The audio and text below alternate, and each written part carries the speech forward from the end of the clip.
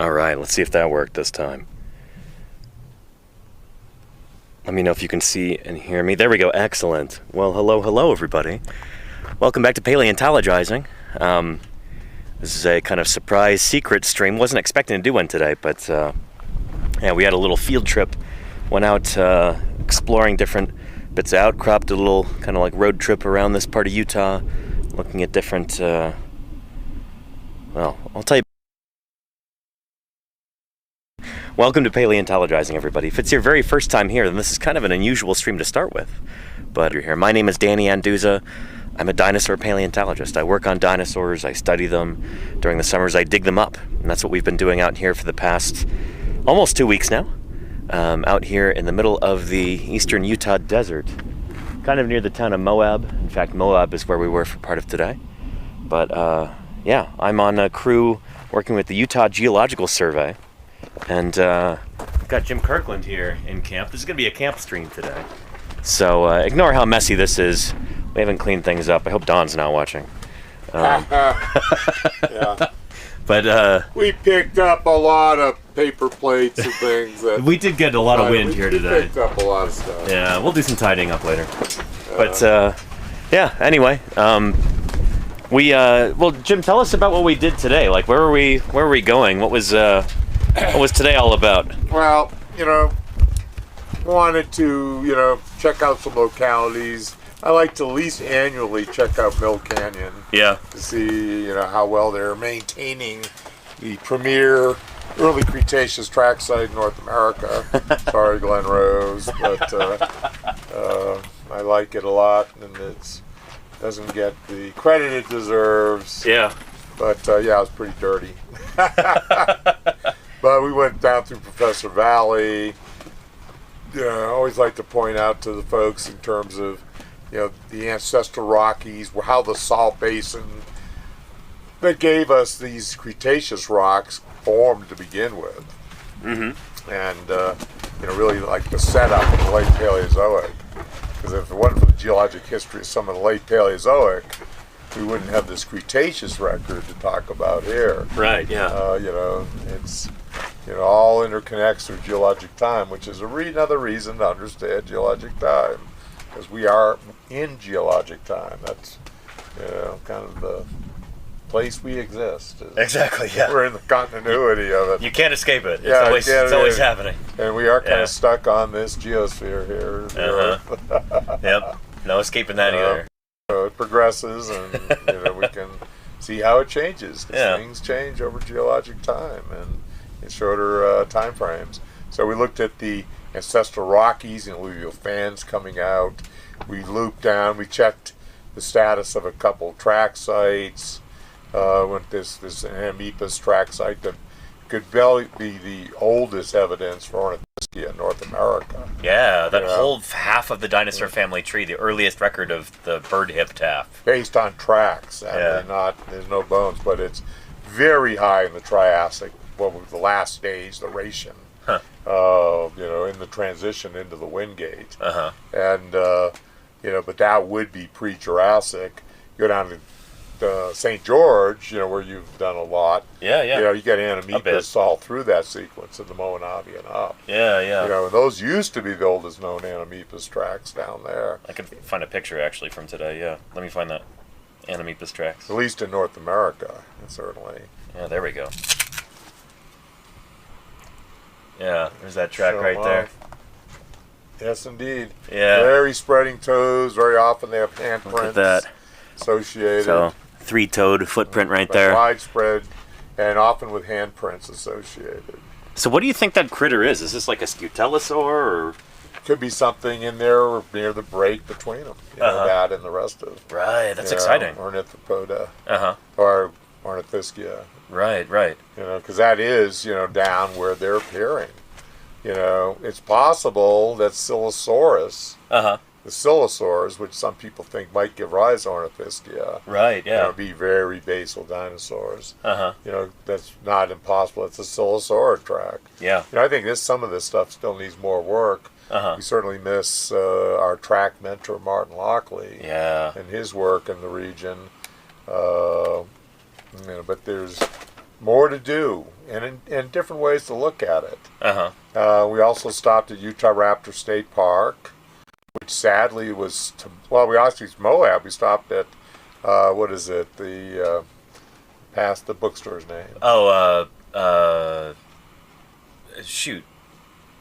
Me too. Back of Beyond Books. Back of Beyond Books. One of my favorite bookshops. Yeah, and it's all sold out of the Dinosaur Frontier. Yeah, again, totally sold out of it. I would say in stores now, but it seems to keep selling out. Yeah. And so you can get a copy of this. Chris is going to be showing up sometime this week, I think, right? This coming week. And so we'll be doing some special streams, at least one special stream about this book, and she'll be bringing me a nicer copy for me, because this one's getting all banged up out here in the field. But it's, excellent book about our work in the Cedar Mountain Formation. It's and others' work. Yeah. Yeah, we set the fuse with some of the stuff like Utah Raptor, but it's brought in a lot of great scientists from all over as collaborators and as separate parallel projects. And it's resulting in this extraordinary story of 45 million years following the mass extinction at the end of the Jurassic. Right. And we had no record. You can't talk about the terminal Jurassic extinction if you have nothing in the early Cretaceous. You don't know what's there. It could still be Jurassic. Exactly. Dinosaurs. Yeah. Now we know it's completely different, and it's opening up a lot of doors. That's pretty exciting. So we stopped at the Utah Raptor State Park. They didn't have any of the books there. They had simply sold them out. So we said, Krista, you got to bring some cases of books because they're doing okay in the Moab area. No doubt about it. And they're bringing 2 more cases to the Utah Geological Survey, and I'm sure that's because they're selling them out. Right. But yeah, we need to say, if any of you folks have connections to do book reviews for like the LA Times, or, stuff like that, the big book media things. Yeah. We need some high-profile book reviews. Because it's a world-class book. I mean, it deserves to be in bookstores. People should be really excited about it, and since it's libraries, and in libraries, absolutely, libraries across the country. That's where I want to see it. So we'll be talking about how to maybe get this book into your local library at some point. But when Krista's here, I got to look into how do you do that sort of thing? How do you contact a library and request a book? But it's good stuff, and I'm in the book. Jim's in the book a ton of times. Holy cow! Well, I kind of started the ball rolling a little bit. Yeah. I mean, in the about the author session. I'm so You're proud. right there. Oh yeah, well, about the author flap. Yeah. I mean, as the primary consultant for this, there's Papa Jim right there. Yeah. Talked her into it. I needed, a Kirkland Whisperer, and I really wanted Krista to, interview all the other players in this. To me, that's one of the great things. She talks to Ron Gaston and Lindsay Zano and the Suarez twins. She really dives into it. Greg Ludwigson. It's great to show that none of this stuff is done in a vacuum. Right. Yeah.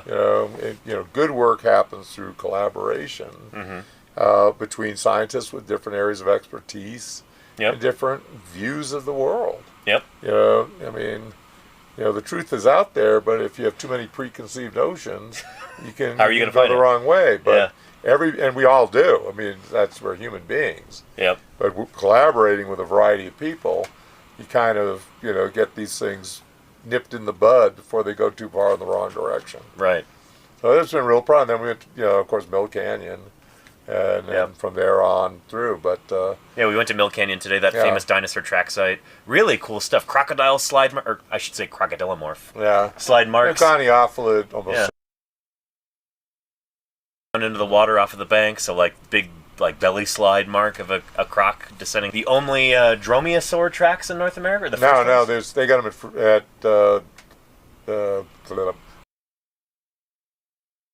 so the first exactly the same tracks too, same level. It's a little two-toe, just a bump for the base of the claw that's killer held claw, up. Yeah.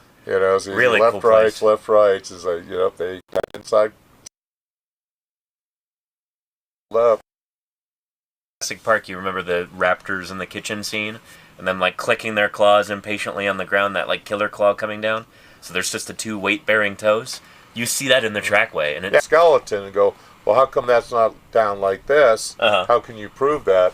That's showing the real behaviors. Exactly. Yeah. You know, that is how they do it. Anatomy shows us that that was probably what they were doing. Right. And it pans out with tracks, which are, you know, they're not faking. This will trick them. You know. You know. Let's walk sideways. That'll get them. Yeah. So it was a cool day. Yeah. We didn't dig in the quarry today. We were driving around visiting different sites, and honestly, it was really nice. It was really cool. I always appreciate the opportunity to do that, Jim. So thank you. And I got to drive today, which was nice too. I finally became an official, you know, like driver volunteer for. So that's Utah Geological Surveys. Yeah. Done our driver safety course. Done it all. Yeah. So he could legally drive the rig while I'm sitting there pointing my finger all over and talking about the geology in the region. And missing the turnoffs. I know I have to direct them. Yeah, I have to direct them where to turn. I don't know where I'm going. And then where we want to see the Anamipus tracks, of course, they put it in a bike trail alongside the road, and they're the reflectors to make sure cars don't drive into that. Yeah. So right there, and I thought it was a fence. I'm like, how do we get down to the track block? You know, all my pictures show cars parked by it. Right. But there's a stretch where you can drive across the bike trail onto this place where there are other car tracks, so you can still drive down. Yeah. To this block, but I still think this should be, you know, collected and protected. You know, I certainly exhibit. It could be a big. I wouldn't care if it went to Moab Giants Track Museum, you know, or it could go to Arches, you know, and just keep it under their shade, just outside. It'll be okay. Because where it is, someone may say, "Well, I'm going to chisel off a couple of these footprints," and it's ruined. It's a beautiful slab. So it'd be nice to actually have that thing protected. Yeah, hopefully. Yeah, anyway, we've got a question I think you might be able to answer, Jim. Can paleontology and computer coding go well together? What are the situations helpful in paleontology? We've got a lot of people in chat who are big into computers. What we need are people that can, you know, deal with the, you know, computer models. Yeah. For things like phylogenetics.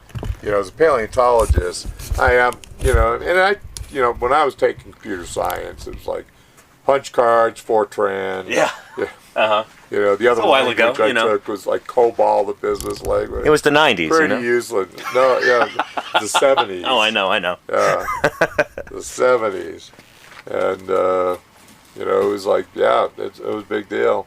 I remember starting grad school doing a thing on measuring the direction and plunge of long fossils, things like belemnites and things. And I put together a program to calculate and plot out spherical distributions. And it was a box of Fortran, you know, of punch cards that I could barely pick up. Right. Yeah. You know, it's like, oh yeah, and if all of a sudden you dropped it. Good luck. You know, I know. It was like, I don't know, it was 1,300 and something cards. Remember it well. I punched every one of them. By hand with a little hole punch? Yeah. Almost as bad. Almost as bad. Yeah. You know, it's just, you know, what we have now going, but we need people in phylogenetics. You know, we develop these, you know, giant data matrices. And, you know, for like characters. You know, what are characters? Things that evolved and were useful and shared by other taxa because they continue down the line. This is what we were talking about the other day with Karen, like different characters, these character states, different characteristics of critters that we plug into a phylogeny, and then you have a computer run through it and generate a family tree. And you're looking, it's not just, you know, grouping stuff by similarity. It's looking at it as, you know, literally flowing. The things, you know, share characters. Right. You know, and sometimes things reverse. They lose characters. Yeah. And it's really tough to deal with. And then there's analyses that try to clean things up. And, you know, for someone like me who can identify a lot of dinosaurs by their bones and things, you know, this is not what I do. visual identification of fossils. Right. Yeah. Thousands of different fossils easily. Right. Thousands. You know, that's my superpower. Shoot, speaking of which, we had some of those fossils that I picked up today when we were looking at the Pennsylvanian stuff. Yeah, grab a couple of them. Yeah, let's take a look at those. Yeah. So there's a little road cut right just outside of Moab. Talk about that outlook while I grab these. Yeah. Now, there's a nice cut just north of Arches National Park. Big, long, sweeping curve. And they have a huge pull-out area. And college groups have been going there with buses of students for decades, because it's a short sequence and you go from deep ocean all the way up through the shoreline in, you know, about 20-30 feet of rock, and every layer has a different assemblage of animals showing the shallower and shallower and increasing energy conditions. It's remarkable.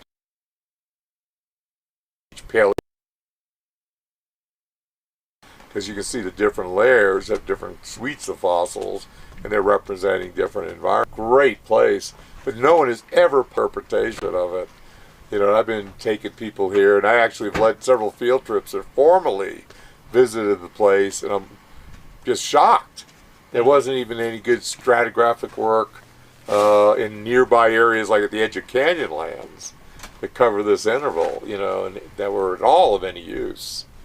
But there's some pretty neat fossils in this site. I'll show you. It's a lot of fun because you can pick up invertebrate fossils. They're so easy to find too. They're just right there on the surface. So this is a chunk of rock there. I see something here with some striations. I wonder if that's a brachiopod right there. Got some little crinoid pieces and that kind of thing. Do you have my hand lens over here, or is that? Should be in my pocket. That might be helpful. Yeah. We'll be going through each of these pieces. So this is from before the age of the dinosaurs. Does Krista have like a full geological timescale in here? I bet you she does. No, I don't think she goes back to this. She talked about salt tectonics and stuff, but I don't know. She might. If it is, it would be early on in the text. I want to say there is. Because we do mention, you know, Paleozoic and salt and stuff, so she's pretty good trying to make sure there's... You got the background information before you get to the specific stuff. So this is from long before the dinosaurs. This is from, there we go, yeah, beautiful.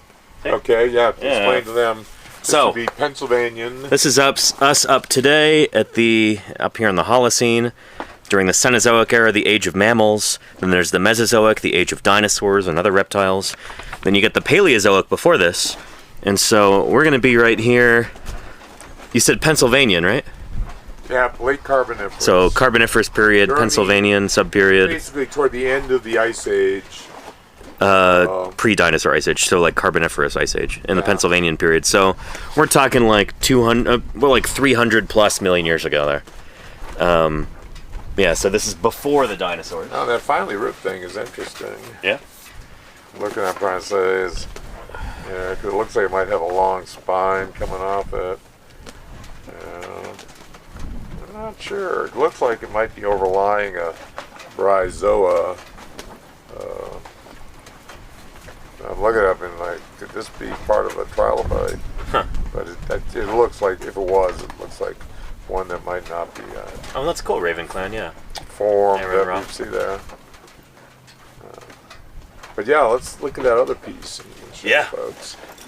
These are a little tougher to see. Yeah, but well, I'll show here. I've got some other pieces that are much easier to identify. Yeah, Laura got this really nice piece. I saw that. Yeah, I was a little bit jealous. Yeah, nice piece of seafloor, with a bunch of stuff on it. Well, what do you think this little donut-shaped thing is, chat? Right here. And I apologize for how filthy my fingers are, but you know, we're out here in the field. Scratching in the dirt. Yeah. Tough not to have dirty fingers. Right there. So this is a crinoid columnal segment. Yeah. So it's just segment. Of course, native peoples here would find these, and often with a natural hole in the middle. Yeah. They would string these, and they'd make their own holes in them. Yeah. So you do see, you know, ancient necklaces of crinoid stem pieces. So they fit together like this. There's another one. So right there you see the little ridges. You got a bunch of them lined up. It's like a stack of Cheerios, basically. Yep, supporting the flower head of the sea lily or crinoid. A sea lily, which sounds like it's a plant, and it is not. I'll find you a picture, chat. Close cousin of our starfish. Crinoid. They're echinoderms. And so it's a group of animals that's actually still around today. But, yeah, basically they look like this. It looks like a plant, but it's not. It's related to anemones and, No, not related to anemones. Anemone. Well, no, hang on. Yeah, anemones are cnidarians. Yeah, it's related to starfish, sea urchins, yeah. Yeah, blastoids. Things with that radial symmetry there. Nice that's a paper crinoid. came out, I saved, showing the transition in Echinodermata from bilateral to radial symmetry. There's a photo. They're still around today, which is really cool. And there's stemless ones that swim. They through swim, the water leaves, and they use the cirri, the little stems that would be coming out of the stalk to hold on, and then the flower head, so they can swim around and then attach themselves and filter feed. They're a real neat animal. So what we've got here is a segment of the stalk, the columnals right there, that anchor this to the seabed. And so we've got all these feathery fronds up here, and these like filter feed. So water passes through them, and they go like this, and little particles stick to it, and they kind of like pass it down, almost like a sleight of hand sort of thing, where they're passing it down to the mouth that's in the middle of there. Stop me, Jim, if I'm getting any of this wrong. No, that's absolutely correct. Yeah. Little tiny cirri to move it down to the mouth. Right. And their butt is right next to it. Oh, they have two openings. It curls down. Yeah, they have two openings, but it goes down and stomach and stuff. It comes up, on the side. There's some types where they come out outside the thing, but a lot of them it's just a little ways away. Right. So one of the things I'm continually astounded by when I come out here and do field work with Jim is just how much he knows about the history of life on Earth and all these different critters. Like, I don't know. I work on dinosaurs. That's what I'm aware of. But Jim has worked on inverts, on terrestrial and marine faunas. I've taught paleo 2 years at the college level. And ran the lab in Colorado for 5 years. Set up all the labs. So you have to know everything. Yeah, I had to write all basically. the labs, everything. In 5 years. So I've been doing that for a while. I miss teaching. I really do. So I remember when we were there at the outcrop today, you were like, "Oh yeah, that's this taxon and that taxon. It's this genus and that species." And I was trained old world.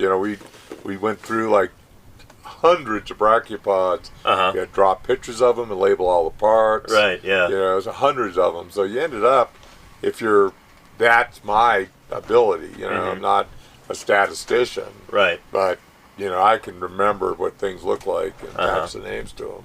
You can't remember a person's name. But you remember a person's name, you forget a fossil. Yeah. You got to have priorities. There you go. Here I'm remembering all these different chatters names and everything, and then I can't remember my brachiopod genera. Yeah, well, that's your superpower. It's like Martha Hayden, my assistant. She remembers people she's met 40 years ago, like it was yesterday. Just starting this conversation that she, ended 40 years earlier. She has her, knowledge of people is her superpower. I'm a geometric thinker. She's more of like a social thinker. Sure, yeah. I have a daughter. I'm a geometric. You can be an algebraic thinker. Sure. It's people have different mental talents. Sure. And the trouble is with our education system, we focus really on algebraic thinking and never think outside the box that there's other ways that you can combine information together to come up with new thoughts and ideas. And that's what I do. Fortunately, I'm dyslexic, but I can bring together disparate things. Yeah. And that's been my success my whole career. Jack Horner, same way. We have what's considered a disability. Dyslexia, but if you look at it, and a lot of people that are autistic are brilliant in their own ways too. Sure, absolutely. In these ways, and we don't have room in our society for people that are different. Right. But the healthier the society, the more ways we can share in all of these different skills. Absolutely, and benefit from everybody's specific areas of particular competence, Yeah. No, I totally agree with you there, Jim. It's lousy that it seems like most things in society are not set up for people who might be a little bit different, even though we would all benefit from having those people be able to contribute more to society. Yeah, this would be fun if you had a microscope, an ocular microscope with a video camera. Yeah, yeah. You just got to cruise I've got around. one at home, yeah. You do? You might want to do that. Yeah, yeah. Because there's echinoid spines that have little subspines on them. Huh. So those would be like urchins? Yeah. Yeah. There's these beautiful bryozoa Uh-huh. in here of several types. But, you know, the stuff is real small. Yeah. Of course, there's parts of brachiopods. It's, you know, pieces of sea floor. You know, there's, you know, all kinds of little crinoid bits and bobs and things and parts. Mm-hmm. You know, they're extraordinary because each one of their segments is a single crystal, but it's porous. So calcite has massive cleavage. You tap cleavage and you get this, you know, cleavage and it just goes right across the crystal. But because it's so porous, the crack goes across, it hits a hole and can't propagate. So it makes these things that are single crystal animals are just made out of, you know, single crystal parts, you know, structurally sound. Right. Because if there were solid crystals, this thing would shatter like glass. Right. You know, it's, you know, structurally, it's a remarkable creature because no one else does this. But yeah, there's a lot of, it's little stuff, but there's a lot of different little things in there. Is this one almost as good as the one that Laura? It's bigger. Laura's is, it's good. Yeah. I mean, I love this. There's a slab out there. Yeah. When they first bulldozed that thing that was about as big as a car, I said the museum should have this with a big magnifier lens that could move over the top of it. Because there's probably 20 or 30 different things in it. No way to move it easily. We've got some crinoid columnals right there. See those segments like that? There's a cross section of one right there. So just, yeah, lovely little... You know, these things are, you know, 350 million years old for this. Yeah. So you're looking at well before the age of dinosaurs. Oh, yeah. You know, you're getting... It's more than 100 million years before the first dinosaurs. Some of the first animals that lay eggs. Yeah. You know, on land. You know, and ask Jim what these weird branching structures are right there. What are these guys? Bryozoa, moss Is it animals. bryozoa? Those are bryozoa. Well, okay. There's some chunks in here. Yeah, that's a bryozoa for sure. Okay. But you've got some little chunks of sea urchin spines. Yeah, here's a couple spines. And one of them looks like bent. And I'm like, how would that happen? You know? Yeah. Because they're very stiff. Each spine's a crystal. Gotcha. You know, with pores in it. Huh. The sea urchins are echinoderms as well. Right, yeah. You And is this part of a brachiopod right here? This guy with the little like toothy things on it? Oh yeah. Some of the ribbing in the shell. Okay, so we're just seeing the part of that's the filled edge in of with the sediment. shell coming in. Yeah, that makes sense. Yeah. Cool. Do you know any of the genus names for any of these guys? Not from that, but you know, you've got 4 or 5 phyla represented. That's impressive. That one piece of rock. Phyla, phylums. So you know what a phylum is, or like classes, class, kingdom, order. Yeah. Echinoidea, Brachiopoda, you know, that's impressive. Thamnophora Just for in the this one branching chunk. ones, probably Fenestrella. For, you know. Would it behoove me to break this thing open when I get home, or no? It probably, you know, you put it, you know, if you had a place where you get rained on. Yeah.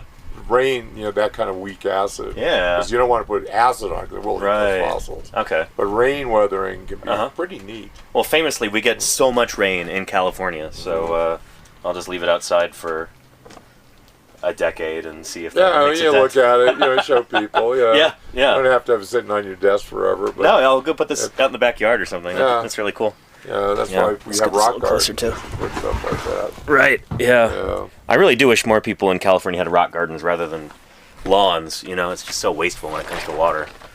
But yeah, you good on drinks and everything? Right now I've got what was once a frozen Powerade Zero, but nice. Yeah, the grape is it's a good sugarless drink. Let's see, but while we're talking about invertebrates, what's your favorite group of invertebrates, Jim? Like, what's nearest and dearest to your heart? For invertebrates? Yeah. I'm hoping you say ammonites. Yeah, cephalopoda in general. Yeah. I mean, I think octopus, sepia, you know, the cuttlefish. Uh-huh. You know, octopus, squids, and, you know, or I mean, I'm happy that England's basically declared octopus and sepia like basically sentient. It's pretty much against the law to eat them there. Really? Yeah, in Britain. That's really cool. Yeah. And they sure eat a lot of cuttlefish in Portugal. But, you look at these things, and, we had an octopus in a tank. Yeah. And, you just play with it. Knows you come in the room, it comes over and looks at you.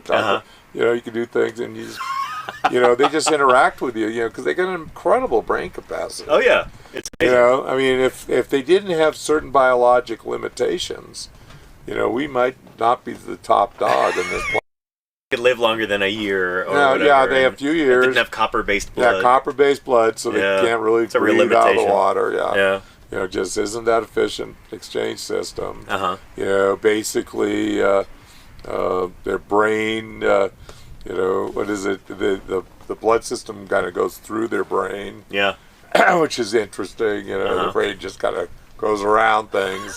It's not like ours in one place. Right. But they, and they have this thing where they reproduce, take care of their young, very doting parent, and then die. Yep.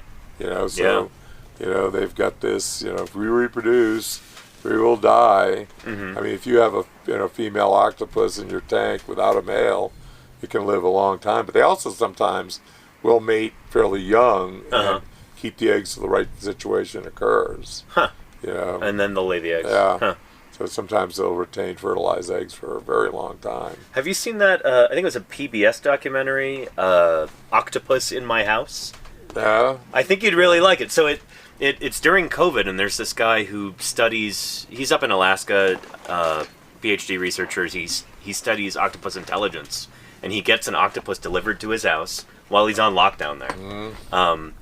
And it's just, he sets up a tank in the middle of the living room, and then just interacts with this octopus every day and makes observations. And they named the octopus Heidi because she was hiding at first. Yeah. And then eventually, him just interacting with this octopus, and the whole thing is kind of like an exploration of cephalopod intelligence and like how much can you actually like relate to another organism when it's so different from you. I think you'd really like it, Jim. That cool. Cuttlefish talk to each other with colors. Patterns and strobing colors, and I mean they communicate with colors, with textures. I mean they are alien beings, and we know they've done enough experiments in both cuttlefish and octopus that they have the mental capacity of like a human 4-year-old. It's amazing. I mean they're as smart as gorillas. They can solve problems. They can go through mazes, do puzzles. It's incredible. Yeah. They are, and that's why somehow they got through Congress or the Parliament. Say they're basically, we have to think of these as sentient beings. Like we're not eating dolphins. Why are we eating these guys? Well, dolphins are even smarter. But still, these things are crazily intelligent. Do you think ammonites would have been? Not so much, I bet. No? Just a smaller... Yeah, they would have probably... brain area? Been more intelligent. Some things, Let me grab another drink real quick, but I'll be right back, well, some of the even gastropods, particularly some nudibranchs and stuff, have surprising levels of intelligence. Really? Yeah. I didn't know that. Oh, yeah, it's... what would they need problem-solving capabilities for? Like, what are they doing? We don't know that much about so many of these things. It's like, I need an NSF grant, so the American people fund me to study your shellless slugs. That's my tax dollars. There's huge areas of things that have only been, just looked at in tanks.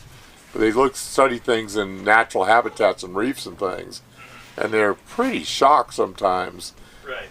How these animals are adapted for interacting with other things like fish, nothing with fish, and like, okay, you don't want to mess with me, and they can like getting these bluff characters, just some strange things, and we don't know anything. It's like, okay, is this like a random thing that happened, or is this a regular behavior? We don't know any of that stuff at this point for lots of groups. And when we start talking this stuff for like, what could ammonites do? We're not sure what even the tentacles ammonites were like. Where a lot of people think they're pretty similar to octopus with little hooks on, but they've never been found with hooks.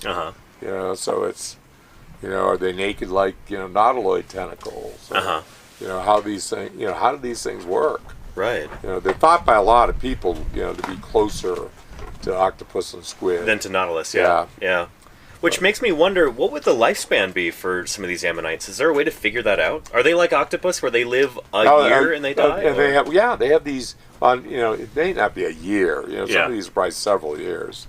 You know, for life cycle. Yeah. You know, they're not annuals, but you know, we have cephalopods this big around, but they develop specialized features of the aperture when they grow to full size. They top out, you know, there's a little bit of variation, but they top out and stop growing and develop lappets and other special stuff around, you know, the front mouth of the shell. Males and females can be really different. Microconchs versus macroconchs, they're very dimorphic. And you know, it's related to reproduction. You know, the little males have these big lappets on full adult, you know, mature specimens. And they're not growing anymore then. You know, those are maximum sizes. Scaphites, you know, if you found a big scaphite nodule out there, you can find a nodule there with hundreds of them. Over in the Manco Shale outside of Canada. Like Juan Lopez and that bench. You know, particularly on the top backside. And they'll just be weathered out, and there'll be just hundreds of them there. And you collect them, they'll all be like Scaphites Whitfieldi, but they'll be so clear. These are males, these are females, or you know, females are twice as big as the males. So this idea of them just adding on new chambers all the time, and they keep doing that until they die. Complete bunk. Yeah, it's complete bunk. They have They have a very set size range. They reproduce and die. It's cephalopods. That is, you know, like so ingrained in the biology of cephalopods. These incredibly. I mean, they've developed eyes from nothing. Right. Yeah. You know, their eyesight is as good as ours. Maybe better. Good chances better. Well, they don't have that weird reverse lens thing like we have, where like as infants we have to learn to like flip the image, like our brain automatically does that. They don't have that. Out there, I mean, it's, you know, and that's totally, you know, the eye has been developed at least 4 times independently. So like different groups of animals have independently evolved eyes. Like the common ancestor of all these guys did not have an eye. Each of them independently evolved what we not even a homologous structure. And it generally starts with something like a freckle. Just like a light spot. Light hits it, changes the pigment. You know, that's the first thing. And then you got a nerve that picks up on, you know, this changes. So that nerve is telling you when the sun's out, when the sun's not out. Right. And then, you know, sometimes they'll pick up heat more. So you get these, you know, things that are pick up heat more. And you kind of build a rim around it. So all of a sudden, the pigment spot with maybe multiple nerves, you know, the heat comes in from a direction. Directionality there, you know, you can tell what direction that's coming from. You know, you build this on, and you get more and more ability to different frequencies. Then you get eventually like a pinhole I mean, our retina camera, is basically just a giant complex, you know, freckle. I mean, it really, in a lot of ways. There's an excellent, it's in, what was it? There was like a mini series on evolution that talks about this, and they actually show different examples. It's like, here's the evolution of the eye. Like it starts with a simple, you know, light sensitive spot, and then you get like a pinhole camera, and then like you put a lens in front of it, and the infrared pit is like setting up another eye for infrared on snakes. I've never thought about it that way, but it's the beginning stage. You start pulling that together. You could turn that into an infrared eye. Right, That's really cool. It's a little later in the pit, but nautiloids have a pinhole camera. I mean, they do not have a lens at all. But then you develop some things that start creating a lens and focus and move it in and out. Octopus, squids, you know, they all have a very good lens. You know, developed in there. You know, ophiuroid, brittle stars, basically their entire body, that single crystal skeleton, is basically one giant eye.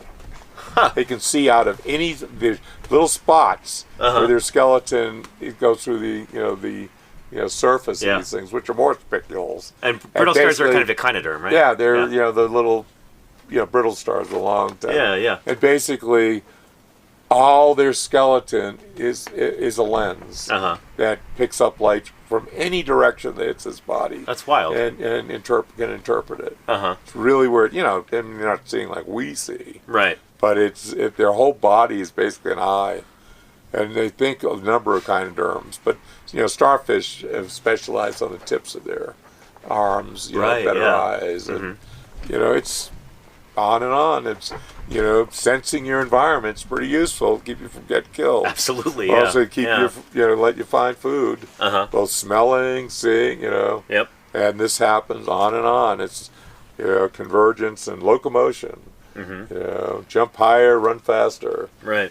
Catch your prey or get away from your enemies. Senses, know where they are, where you're going. Those things evolve. It's things are killing you, whatnot. Yep. Selection will make it better. Brain capacity, working out.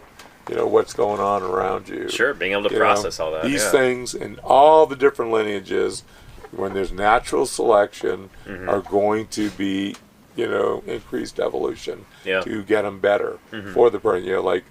Fishes aren't running faster, but they develop independently various ways to swim faster. Sure. Laminate sharks and tuna. They both got those. Mako. Was a head or a circle tail? Yeah. Yeah. Well, a lot of things in these subfins and stuff. Yeah. They, a tuna and a Mako shark are both two of the fastest fish in the ocean. Yep. Both of their ancestors were not fast at all. But they're convergent. So they've independently evolved similar structures to do a similar Mako job. can catch a tuna. Yeah. And a tuna can outrun a Mako. It depends on the day. That race, between these things. And same with sailfish and things. Independently develop their direction. Right, of moving fast. And they are fast. And very efficient energy-wise. And that's really cool, too. And they're both warm-blooded. Lambdas are warm-blooded. Yep. To maintain it, tuna, are warm-blooded to maintain that kind of energy. And that's particularly cool because we're talking about super distantly related things. Like a tuna is more closely you and me than it is to a lamniform shark. Oh, yeah. Because lamniform sharks in general, elasmobranchs, are chondrichthyan fishes. They've got cartilage skeletons. Tuna have bony skeletons, like us. Yeah. And so, it's crazy that you've got a cartilage skeleton fish and a bony skeleton fish that have independently evolved these similar characteristics. But, of course, sharks started with a bony skeleton and lost it. Do they really? That's news to me. Oh, Shoot. yeah. Huh. Yeah, bone is primitive. It's not as well developed, but bone is primitive in elasmobranchs, and they really just, other than in their, scales and things, they give it up. I guess that's true, huh? Because, lamprey have bony skeletons, don't they? No, they're pretty cartilaginous. Are they cartilaginous? But sharks, acanthodians and stuff are really, a lot of people think acanthodians, what they call spiny sharks, they're are not closer sharks. to sharks than anything else. But no, they're osteichthyans, right? Yeah, but they think sharks may come out of them. Oh, really? Yeah, I didn't know that. Yeah, near the base, not in the Mississippi, down in the Silurian. But, right. Let me look up a picture of an acanthodian fish for chat. Just so they know what we're talking about. I really want to, look at John Long's book. I know you're not as hyped on it, but I have a lot of respect for that guy. I don't want, shark origins. I mean, it's like acanthodian fish right there. Yeah. These really cool Paleozoic guys. That sharks now may they're have... figuring, Yeah, that makes sense. Scales, bone initially probably was, this new stuff that Yara's doing. She's getting evidence. Oh, Yara Hardy. Yeah, she's developing evidence. I met her back in December. That bone originates as a sensory material. And then becomes a structural material later. Yeah.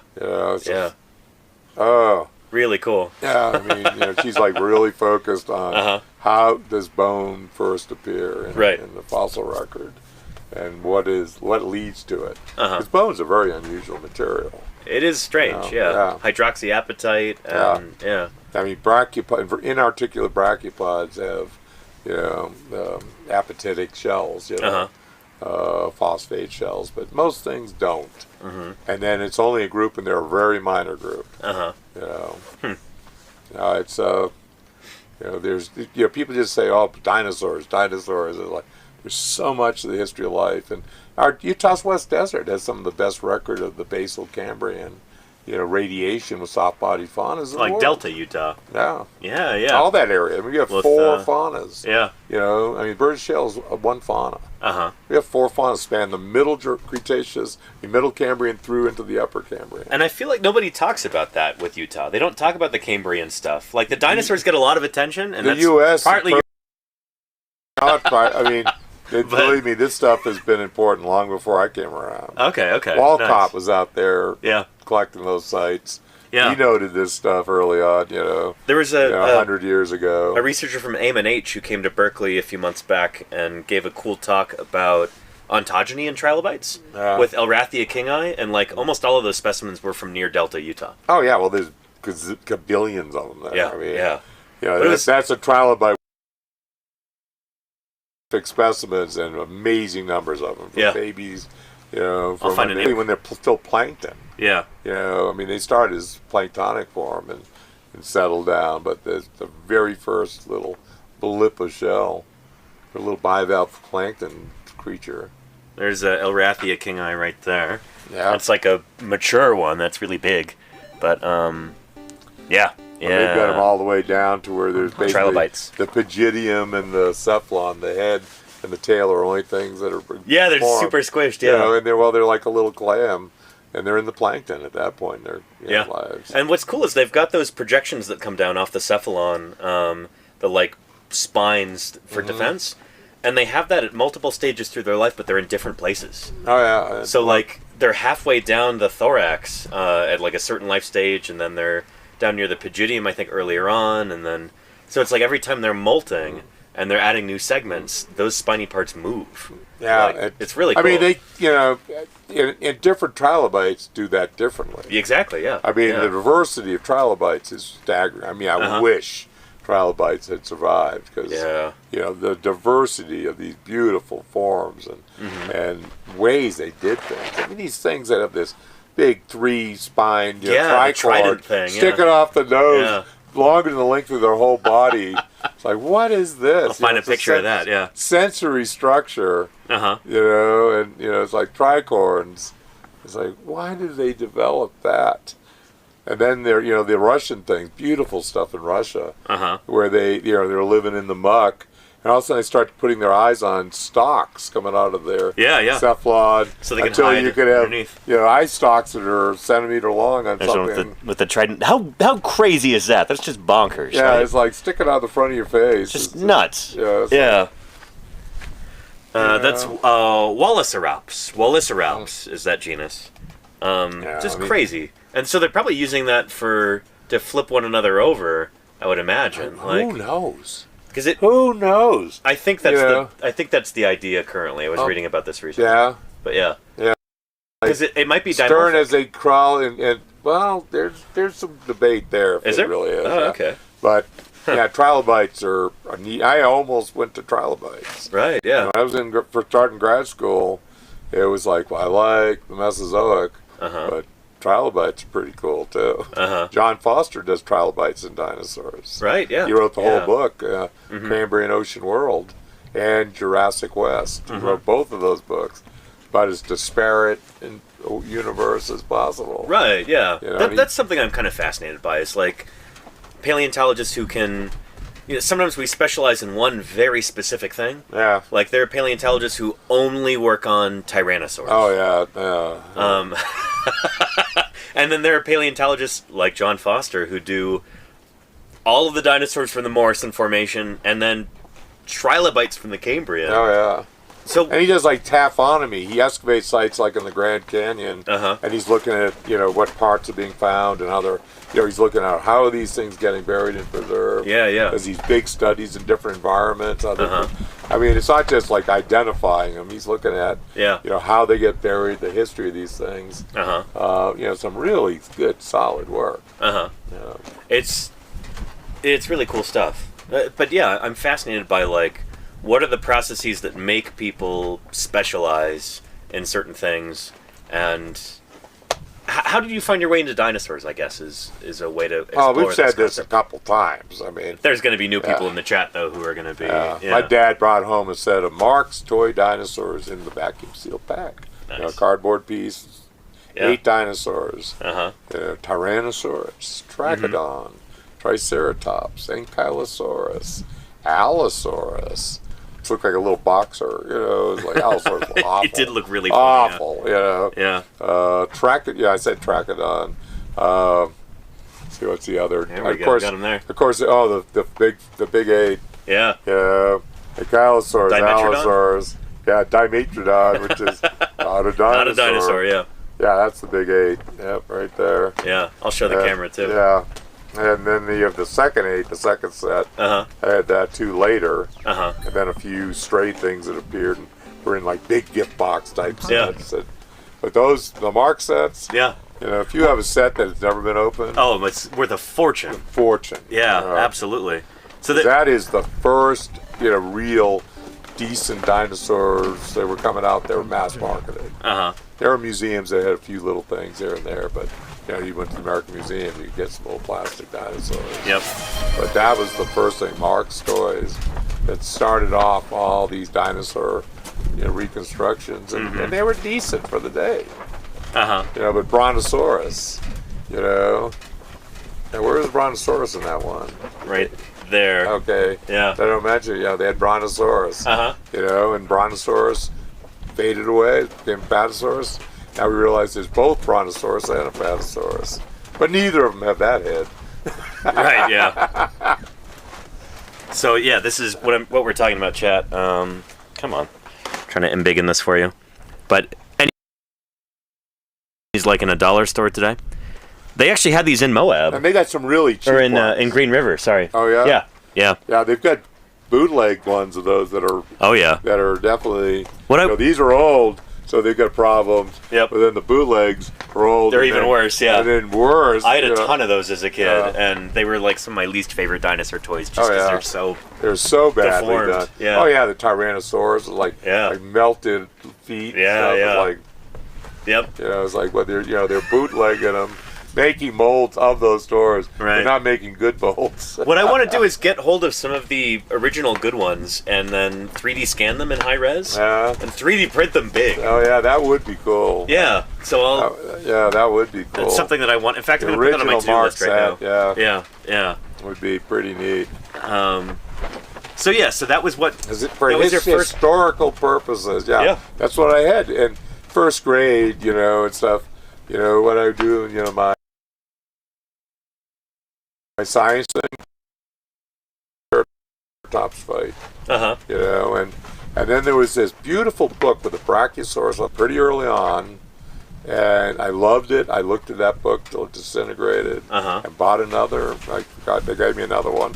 Looked at it till it disintegrated. What book was this? It's pretty famous. A big book, Yeah. dinosaurs and other prehistoric life. They Yeah. have a Brachiosaurus half in the water on the cover. Uh-huh. I mean, I've got it at home in my bedroom on the Yeah, shelf.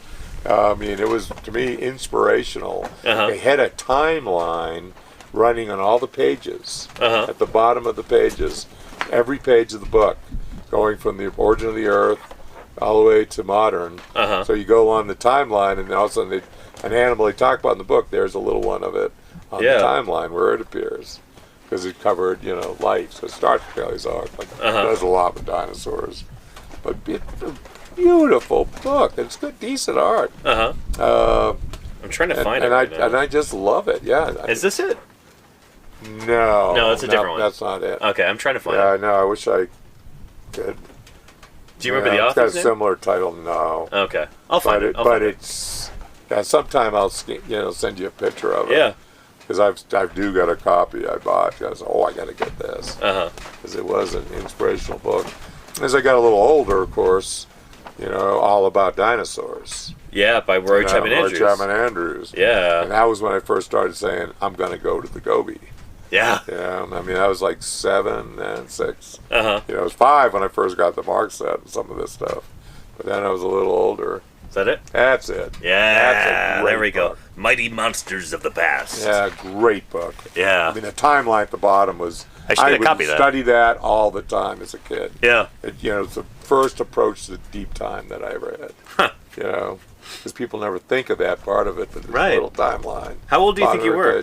When I first got that, I had to be like 6 or something. Uh-huh. And I was, that was also in Time Life. We were getting Life magazine. Yeah. When I was a little kid, and that was probably in the late 50s. And all of a sudden, here's one with a brontosaurus on the cover. And, right. The next issue, they had Tyrannosaurus and the mammals. But they did the Time Life big. What was Life on Earth? Yeah. Or yeah. I've got that. Goodness. I got the book. I got both volumes. There's 2 different books. So I purchased that because there's a number of other paleontologists who say that was one of the reasons they got into paleo. Oh yeah, Michael Novacek. When that thing would come in the mail slot. Yeah. And I was like right there reading it. Are you talking about Life magazine, or you're talking about the Time Life book? The magazine. I have that too. Yeah. I've got the magazine in my bedroom as well, right next to that book. Yep. In a sleeve. That's a good copy. The dinosaur issue. That was 1953. I have a copy of it. Yeah, and it was like redone because I remember them coming through the mailbox, so they redid them in like the late 50s or something. This one, right? Yep, I got that in a sleeve. 1950. So, Jim, this is incredibly influential. You probably know this already, but in 1954, the year after this. Yeah, when I was born. Yeah. Toho Studios in Japan. They had this movie, like this idea for a giant monster movie, and at first it was going to be like a walking atomic bomb mushroom cloud, and they're like, "No, let's make it a dinosaur." They used this as their combined Stegosaurus, Tyrannosaurus, and you know who the third dinosaur is they threw in there for the arms? Iguanodon. So Godzilla's arms are arms, supposed to be like Iguanodon arms. Okay. Yeah. So they were referencing this when they did this particular Life magazine issue. So like incredibly influential. Oh yeah, no doubt about it. And the National Geographic when they did the cover issue. Yeah. With Louis Sahoyas, they gave him like $250,000 and let him travel the world. He shot like thousands, tens of thousands of pictures. Jim's in that book. We've looked at this a million times. Holding Cope's skull. What was so? And he came there to see Utah Raptor. It doesn't mention Utah Raptor in the whole book. Yeah. At all. Why do you think that that here's is? Jim Kirk, who wrote the book, not me. Yeah. But there's the holding Cope's skull. Would you like to meet? Drinker Cope. We've talked about this before several times on my channel. But Edward Drinker Cope was a famous American paleontologist back in the late 19th century. He was part of the Bone Wars. Like his arch rival was Othniel Charles Marsh. We did Marsh Madness earlier this year in the month of March. Anyway, so early 1990s, Luis de Hoyos, who's a photojournalist for National Geographic and a dinosaur fan, he manages to acquire Edward Drinker Cope's skull. In Philadelphia. He's at Philadelphia Academy of Sciences where it was curated. Yeah. And somehow he convinced some idiot of a curator to give it to him on loan. So we're talking about a human skull from this a famous person's skull. Exactly, yeah. Because when he died, he had this bitter rivalry with Othniel Charles Marsh. And as his dying salvo in this war against him, he's like, when both of us die, I want our heads to be removed and our skulls cut open and our brains measured. To see who actually was the greater genius. And so Cope did this. He had his skeleton boiled down. He had his skull. And you heard what Paul Sereno said when he looked inside his brain. Said this guy had syphilis bad. Because of the brain, the bone deterioration, the palate and stuff. Yeah. I was like, okay. Probably something he picked up on his journeys out west. Out west, and some of the old forts were, there's people trying to make a living. Tough times in the west back in those days of the fur hunter.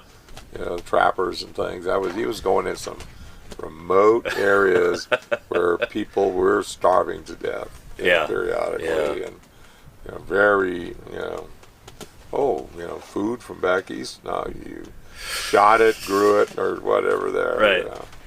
So anyway, what was that like to have Lucius show up, and then what did he say? Yeah, well, we're down at the quarry and whatnot. Yeah. And I'll tell you the footnote story on that. Yeah. And he come back up to, we're talking, and he's wanting to shoot some pictures of me and stuff. Yeah. And he said, would you like to meet Edward Rick Cope? Huh? Like what? Yeah. What's he And doing? he pulls this box out, hands me Cope's skull. Uh-huh. And I'm just, this is Cope's skull? Cope, you came to the Utah Raptor Quarry. Cool. Uh-huh. And he took a bunch of pictures of me holding that skull, and that, they used that, didn't even mention Utah Raptor. Yeah. But the thing, folks, when we were down there being interviewed, I'm also running this dig, but there was another guy from the Prehistoric Museum there who was also supposedly helped running it. Mm-hmm. And I look at this block, and there's a volunteer just hammering away on this ledge, and I see this thing coming out, this round ball sticking out, and when I looked at it, when this guy's hammering, he was like going for it around it.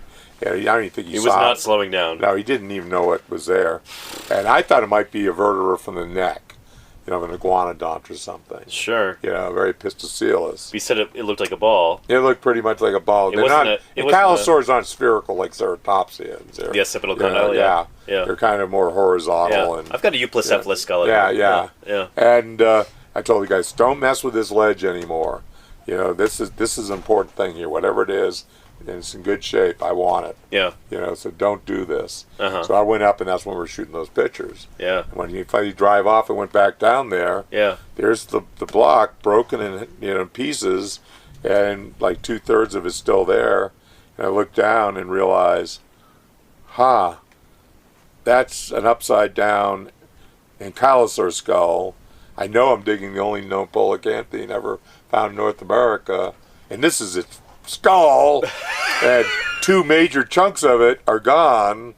So I was like, I just screamed like, everybody stop! Yeah. Stop! And we're up on a big ledge cliff, because we were like, velcroing our butts to this cliff, like a 10-foot drop, and they're just throwing the buckets off the side. And I'm like, everybody's going down there, you're going to find these.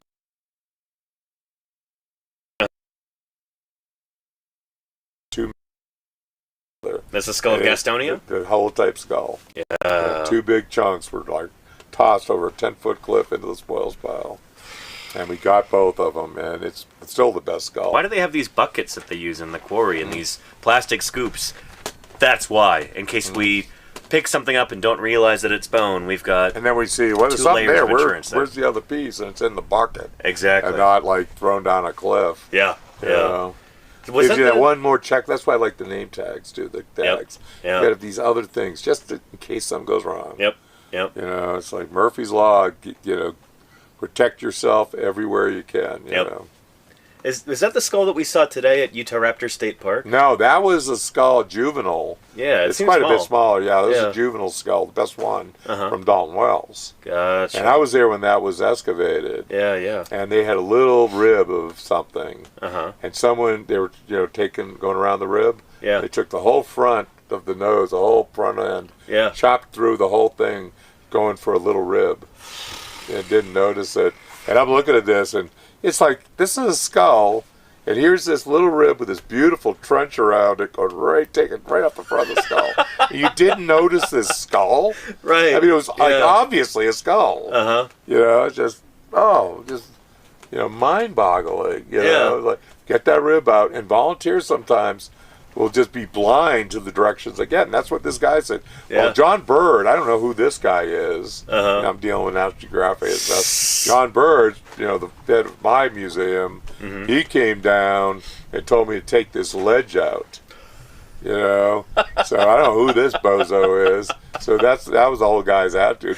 And then I never saw him again. He left. Because I was like ballistic. Yeah. And I think he realized when John was like, whoops, he was the preparator there. Yeah. He was not the boss, and Don Burge wasn't there, the boss from that group. But we got it. But it was, that day, there were other things happening while I'm holding that head. Right, yeah. Story, the rest of the story. That's really funny. So this is while Jim was holding Cope's skull, and this guy's busting it out of the hill. Oh, and it's boy. a solid limestone ledge. Fortunately, Yeah. it wasn't Yeah. an easy thing. It took a long time to prep that skull Uh-huh. because it was uncrushed in limestone. Yeah, yeah. It's one of the best ankylosaurs ever come out of Cedar Mountain. Nice. Yeah. Speaking of ankylosaurs, Josh Lively visited the quarry tomorrow, and he's featured in this book. Yesterday. Did I say tomorrow? Yeah. It's been a long day. Time and space. Yeah.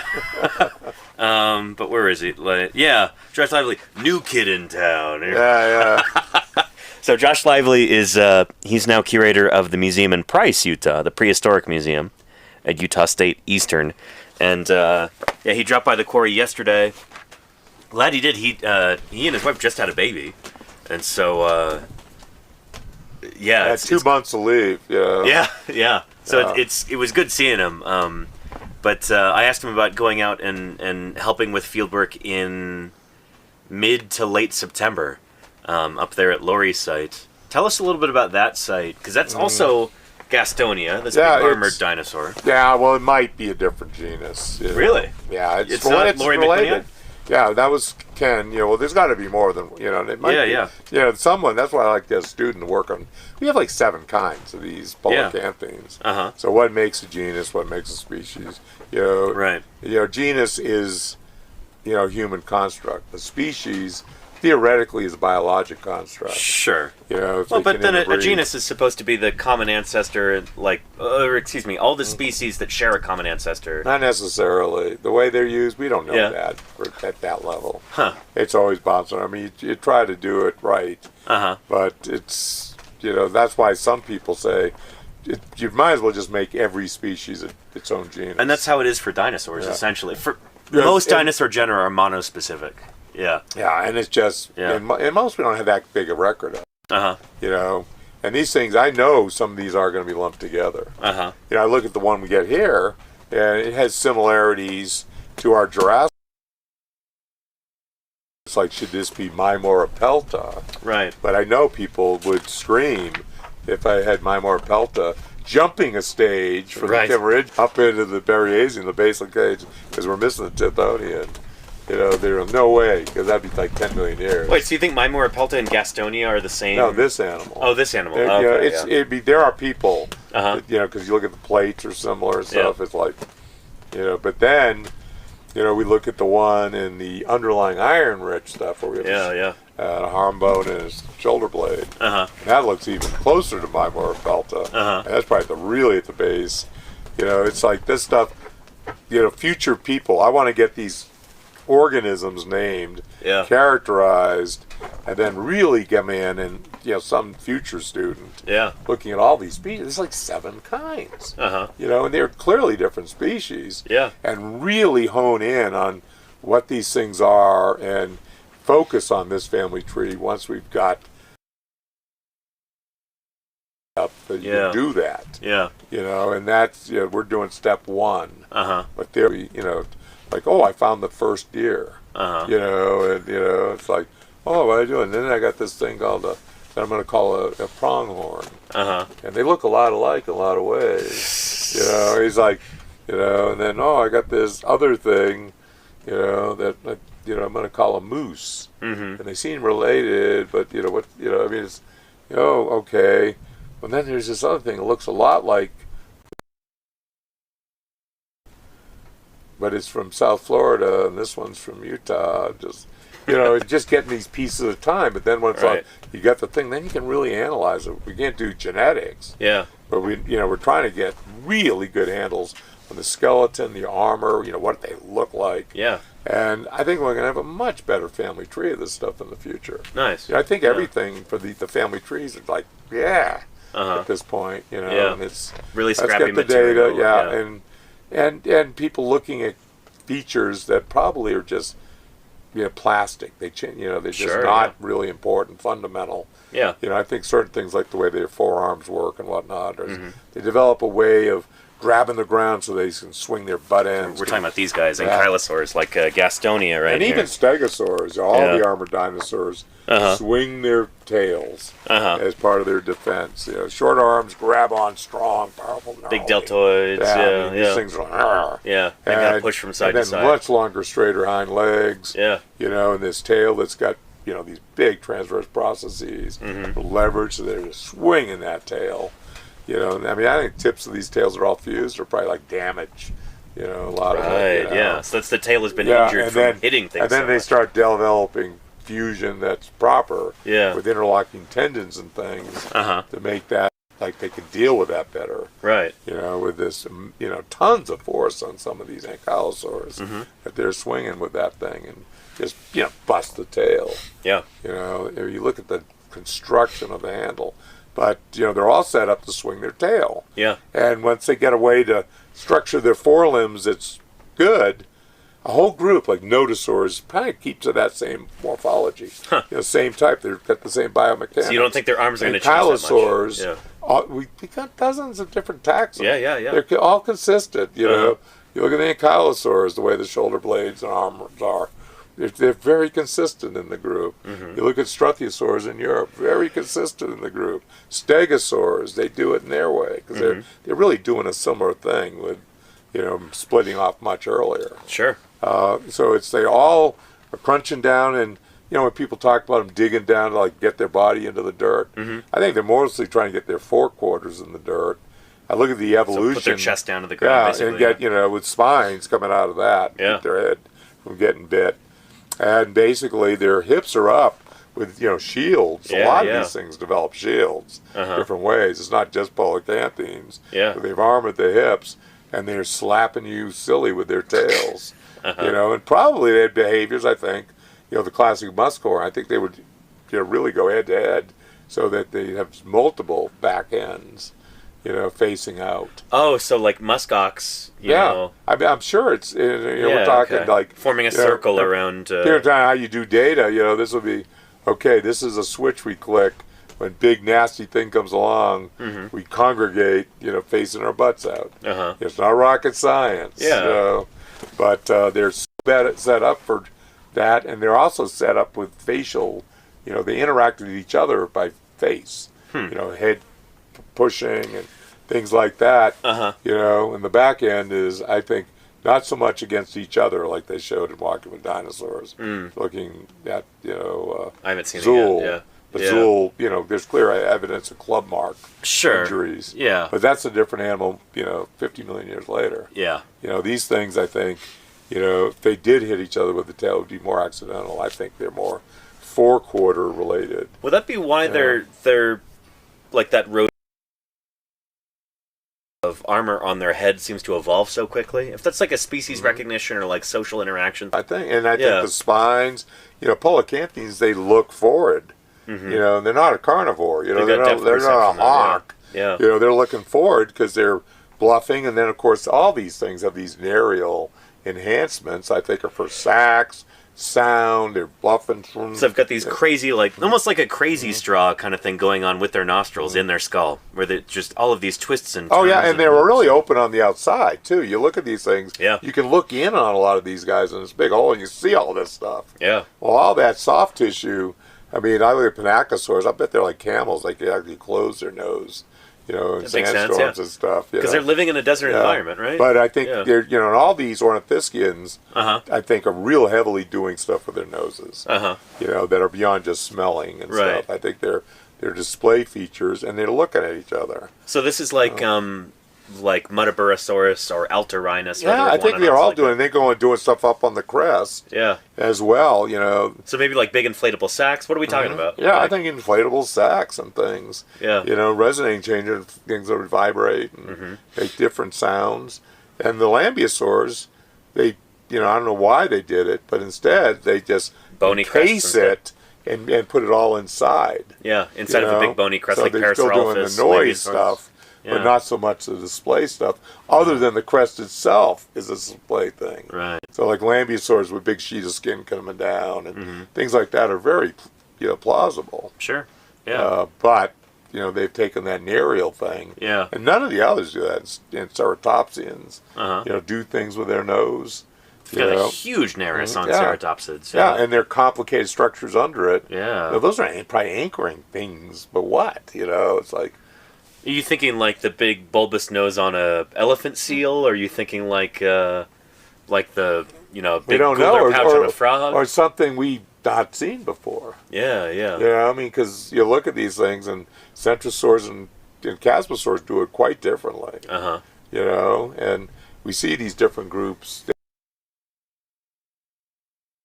and selections, honing these things. But each group, this is how we have to look at the larger scale phylogeny. And there are characters that are just noise that bounce all over the place. Yeah. But we can hone in and say, this group, and look at those characters, and you say, oh, we've got these animals here, but here's one here that, because of the characters, we're just throwing this one into this group. Yeah. And it's like, but it's, behaviorally, it's like totally tied to this group. Right. And it's based on dozens of characters, but just the way the computers ran it, there are other characters that made it flip out. Too many questions here. Too many, yeah. And also, it's like we were talking about the other day with Karen, when we're making these phylogenies. and it's just off to the side. It's not where it's supposed to be. Right. It's one of the things that always drives. If your phylogeny looks stupid based on what you know about the animals, then there's probably a mistake. That Hans Peter Schultze works on coelacanths. One of the big things he told me. He tried to get me on as a postdoc. Yeah. And he's saying, if your phylogeny tells you something that you think is like, this is radically weird. Yeah. It's probably got a major problem with it. Right, yeah. He says, don't just blindly say, well, this is the new reality. Let's go publish this. Yeah, let's go publish this. Yeah. And people do. And people do phylogenies and those on papers groups get they accepted. don't really understand. Yeah. So they don't know, oh, this is just as plausible as this. Yeah. And it isn't. It's not to put too fine a point on it, or, I don't know. Do you think the whole Ornithoscelida hypothesis is an example of that? Yeah, I think so. I just, yeah. Well, what I love about it, because it's like, if you go to, like, what was the basis for the group? Yeah. Well, when Dinosauria was named, it was an ornithischian, Hylaeosaurus, an iguanodon, and a big theropod. Yeah. If they're a group on their own, then sauropods really shouldn't be considered dinosaurs. Right, yeah. I just like, guys... you say, well, we're going to just say that, but if you go back the way we do this thing historically, maybe we should really consider Dinosauria being this, maybe, Eudinosauria for both groups, but have something that designates the fact that, they invented a new term, but that's the original definition of dinosaurs. Yeah. That they got there, and it's like... Yeah. So, for those of you but I don't believe it, so I'm not worried about it. This is a paper that came out in 2017, Barrett et al., I think. And they were saying that the whole paradigm that we have for dinosaurs, where there's bird-hipped and lizard-hipped dinosaurs, that would be Ornithischia and Saurischia, respectively. They're like, no, that's actually not correct. Instead, some of the Ornithischians, all the Ornithischians group with theropod dinosaurs, and sauropods are way over here, maybe not even dinosaurs anymore. And it was... I just don't... That paper made a big splash. What journal was it in? I forget. It was like Science or Nature. It was one of the biggies. Yeah. One of the high-impact journals. I can't remember which one. But Proceedings of the Royal Academy, I don't know. There's a number of things that could have been... I'd have to look it up. I got a PDF of it. Let me look it up real quick, actually. But yeah, this paper made a big splash in 2017, and then basically not really anything after that. Well, yeah. Well, if you look at things like, the theories that, like, silosaurs should be dinosaurs, and they don't have a predenter, it's like, oh, silosaurs tied to theropod. I mean, they're not there yet. It says, Ornithoscelida. What journal was that?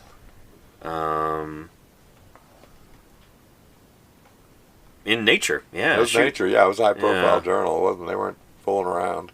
Yeah. And Nature wasn't fooling around, but, these things, when something is published in as prestigious a journal as Nature, or Science, or Geology, sometimes they blow it totally. Oh, Barron et al. What am I saying? Barron, B-A-R-O-N. Yeah. And Paul Barrett, too. Paul Barrett's on it, but Yeah. he must have been a PhD student Yeah. that came Yeah. up with this, and he let him run with it. It was a cool idea, I guess, but it's like more phylogenetics magic, where it's like... Well, there's some phylogenies that have come out of that camp that I'm like, okay.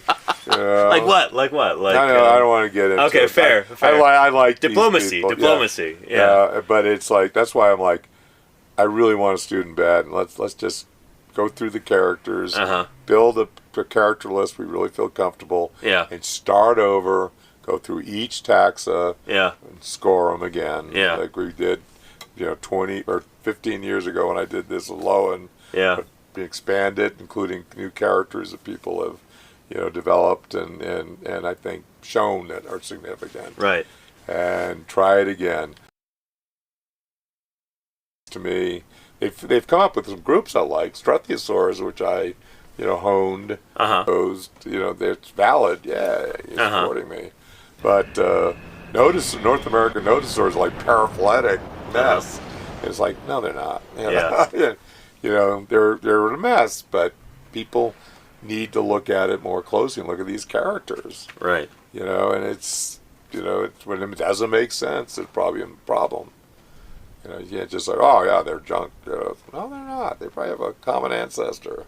Or maybe two. There may be two groups. I'm not against that happening. But then who are they, how do they tie in below, or to each other.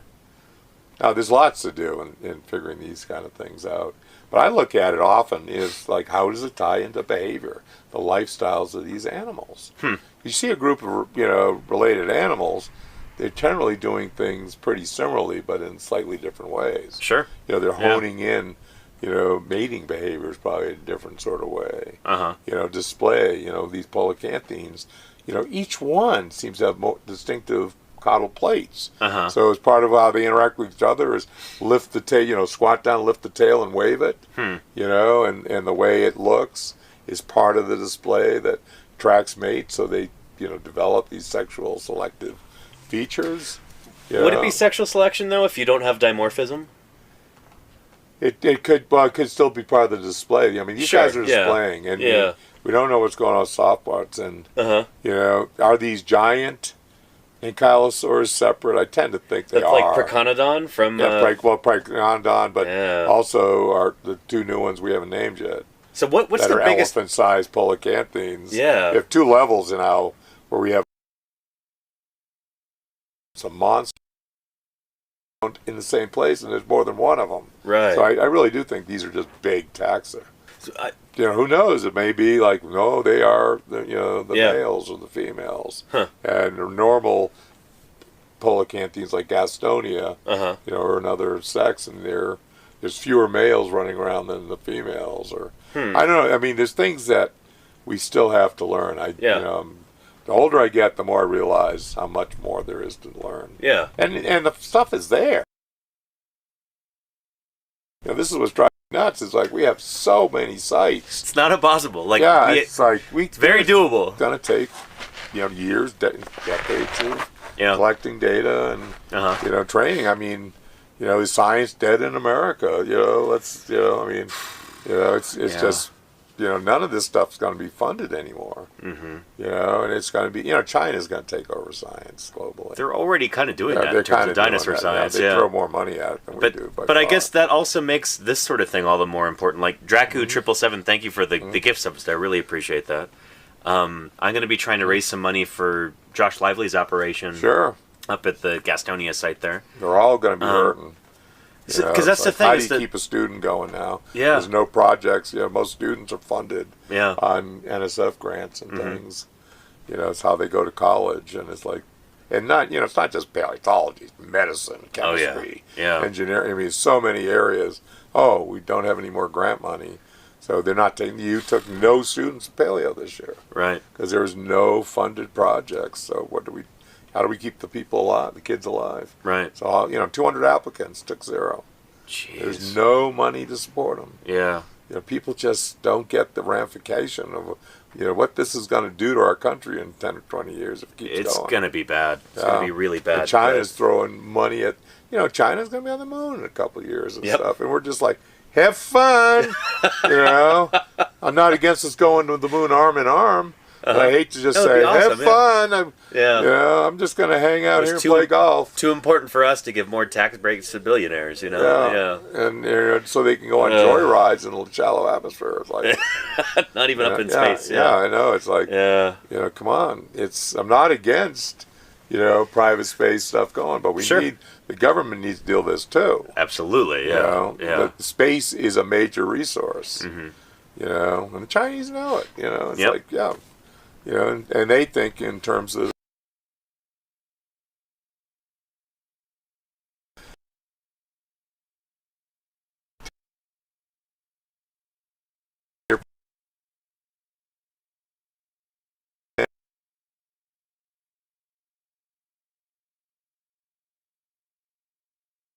hour each way. We didn't get back here till like 6:20. So it's like, they're getting there. It was getting close to dark, probably.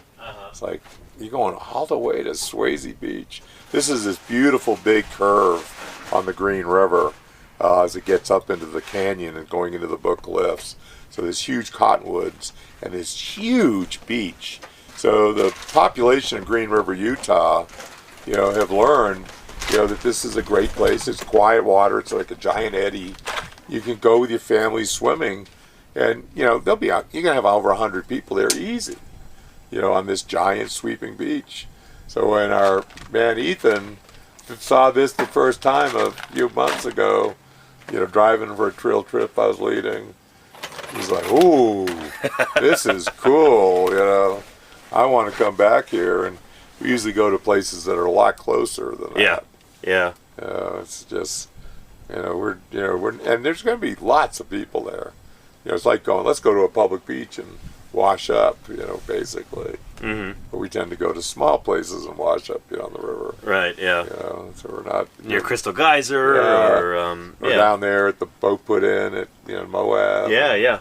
We drove by there today, Yeah, we have a number of places that we go. And it's like, Swayze's Beach is... it really is beautiful. Yeah. It'll get by there. Say Wednesday, Don, let's do a Swayze Beach. That'd be really cool. Yeah, will that be on the way to Don's Ridge or on the way back? Either way, I would say back. Okay, nice. Go up there first. But it's cool. You got to climb up Don's Ridge. I got my swim trunks and river shoes. Yeah. Yeah, well, this is a sand beach. Wow. This isn't like the mud, rocks, and, this is a bit, you go far enough, there's rock, but, it's, you want sandals because the sand will be out. Yeah. But dang, it's a beautiful place.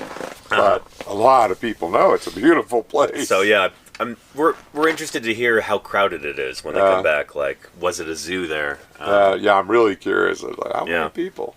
And it'll be pitch black before they get back. Mm-hmm. Because they'll be, like, this is nice. We don't want to leave. Right. Yeah. And it's like, well, it's getting dark, and we got over an hour before we get back to camp. It should be hot enough. I think. Do you want one or two, Jim? Oh, one. Yeah, I don't want two. Oh shoot! It died. The tank's not empty. Oh, it might be. Shake the tank, or you Okay, tell real quick. Yeah, I think it is empty, or... No, it's Or did not. they shut it off at the tank? And, is that on? That's the ticket. Tank's still really heavy. Okay. So they just had So it's just the residue tank. that was in the tube. Yep. There we go. Nice. I'll let that heat up for a minute. Yeah, we'll just We got buns and cheese and ketchup. Yeah. I think we're out of lettuce. No, did we get more? I don't know. I don't think we did. Yeah, I think I dropped. The shopping list was pretty. I was looking at this. Like, this is pretty good for lunch stuff. What are we doing for dinners? Yeah. I figured when we have a group tomorrow, we'll do, noodles, spaghetti with vodka sauce. That'll be nice. And throw in like veggies in with it. Yeah. And people can grate some. We just don't have the right cheese. I really wanted Parmesan. I blew that. I thought of it when I was in the store. Well, I got to go get a thing of Parmesan. If there's one thing that gets forgotten about a pasta meal and it's Parmesan, I'm not upset. It's like that's an afterthought for me. I don't know. Maybe that's sacrilege, but Parmesan, it's nice to have, but it's not an essential item. Anyway, let's talk a little bit about food out here, because like I feel like this is something that the Twitch chat doesn't normally get to see. Let me give you a quick little tour actually of camp. Oh yeah. It's it's messy right now. We had a windstorm today while we were gone. Been here. No, we've not shown off camp at all. So let's do a quick little tour. Show the trailer. Yeah, I'll walk over here. Let's go mobile for a second. So our field site is over there, past Nick's tent, way over there. It's one of our vehicles here. So we drove this to and then here are what we call the garages. So these are like portable structure that we put up right here, and it provides us with shade and stuff like that. We've got our cooking area here. We've got these nifty lights. In fact, let's turn these on. That's a new innovation this year. Got these lights. There we go. Again, things look like a mess right now because they kind of are. But we'll clean up before Uncle Don gets back. Check that out. Nice. Almost like we're civilized people or something.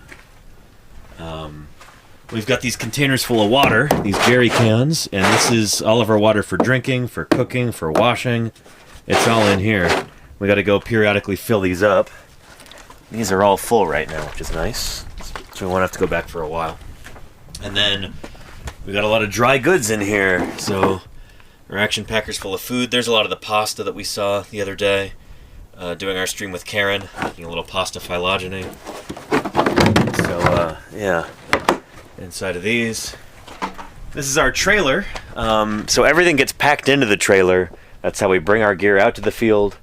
Our trailer had a catastrophic failure on the way out. And so this is one that we're borrowing from Forestry Department? Trailer? Yeah, Sovereign Lands, I always forget the acronym, but yeah. Sovereign Lands and nice. And Forestry. So big shout out to Forestry Department at the UGS, or Department of Natural Resources they let us have a brand new trailer they've never even used yet. Yeah. So hopefully we bring it back in one piece, you know? Yeah. Anyway, so we've got a propane, and that is pretty awesome. We actually have out in the desert. This is powered, via propane. And there's all these stickers here. Check out that one right there. Well. Yeah. Paleontologizing sticker on the fridge. Yeah. So, this is camp. That's where we wash dishes over there. Pretty posh setup here, All the dishes after they're clean get filled with sand during the day when the wind blows. Exactly like you want. Yeah. These hold down our garages in fierce winds. So we've got these ratchet straps here. We've got this down to a science. Jim and Don have been doing field work like this for 20 plus years. Longer, really. And so, this is how it goes. I go for 40 years. 40 years for Jim. So, I mean, in terms of running camps. Yeah. I mean, museums would hire me to run camps for them. I gotta say, it's pretty nice for somebody like me who just showed up in 2022, after all of the kinks have pretty much been worked out. This is a well-oiled machine nowadays because there's 40 years of experience. I know I made my living running digs. That's how I raised money for my own research, was running camps for other universities and their students. So it's, I don't know, it's really nice being able to come here, just shoot in and be like, I'm part of this now, after you've managed to figure everything out. It's pretty awesome. And let's put some burger. That is definitely sufficiently hot. Let's turn that down.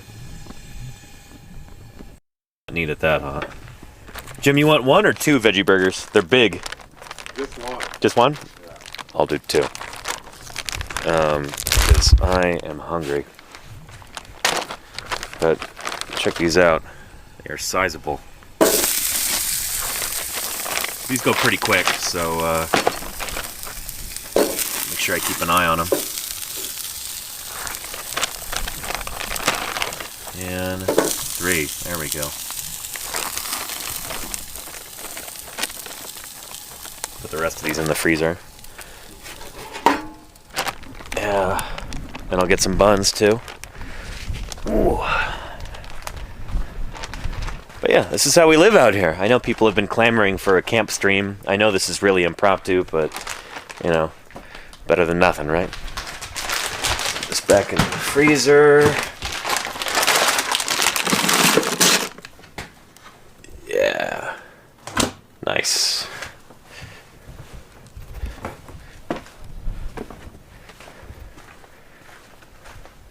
And I'll put this here.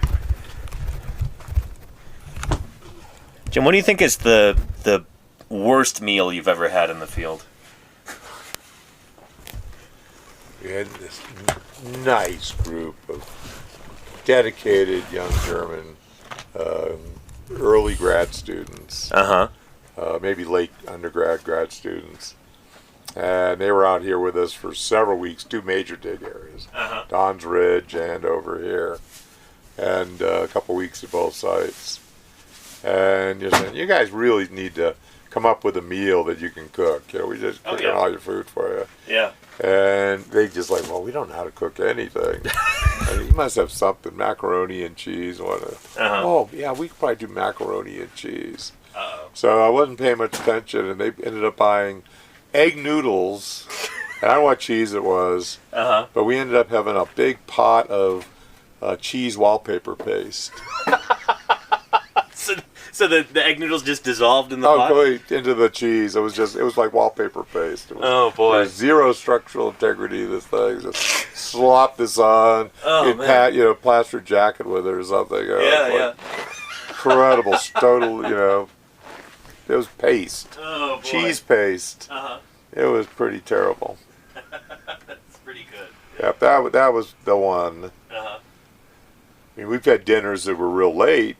Sure. We got over, chicken on range cooked on Dutch oven on coal, down on the big res. That was we had dinner about 1. And it took that long to cook the chicken in the Dutch oven. Right. It was tasty, but none of us were awake enough to remember it real well. It's like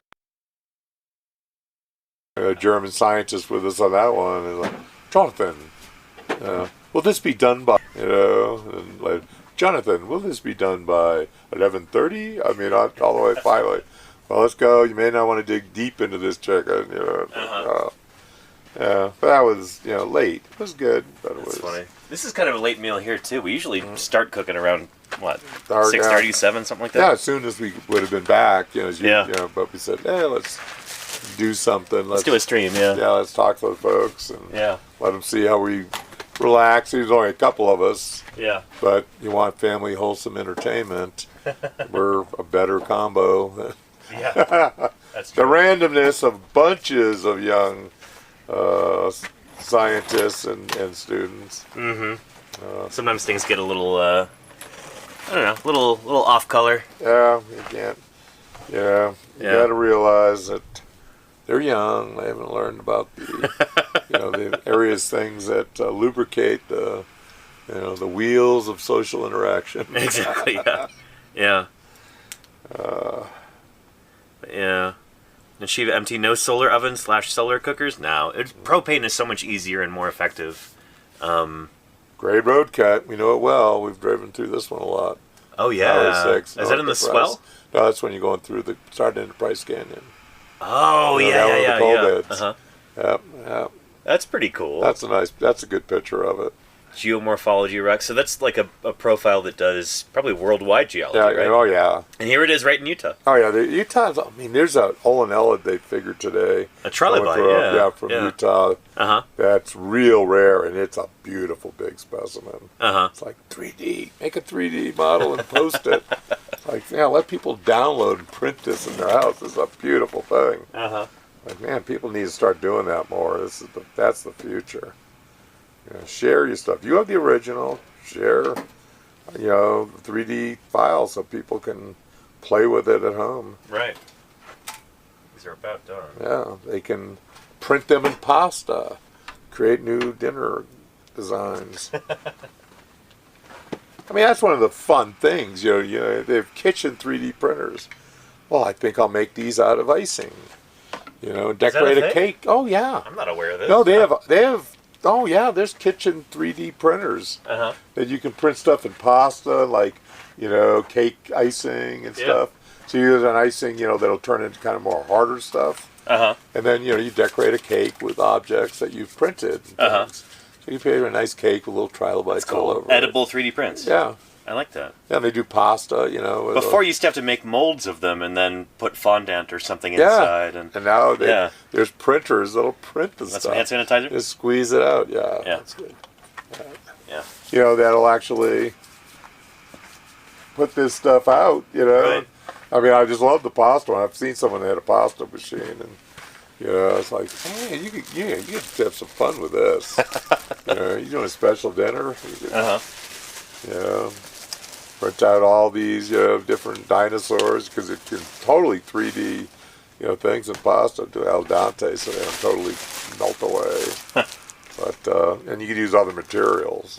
They were doing pasta, so it was like, they told me, and we could do icings and things with this. And it's just we just come up with a design on our computer and run with it. Yeah, do we have some cat stuff? I got some ketchup for you. Yeah. We got a piece of cheese. Let me put cheese on there. Should I put the grill back on for that? Yeah, if you wouldn't mind. Sorry. Yeah, you got it. Yeah, these knees. Yeah. Folks, I've had a big fall in Seymour, Texas. Should have been there. Actually, it would have been fun. Some of the field trips were pretty awesome. Looking at Permian, looking at Dimetrodon out in the field, and xenocanthe shark coprolite sites. And, it was real fun. But then I tripped on a sidewalk.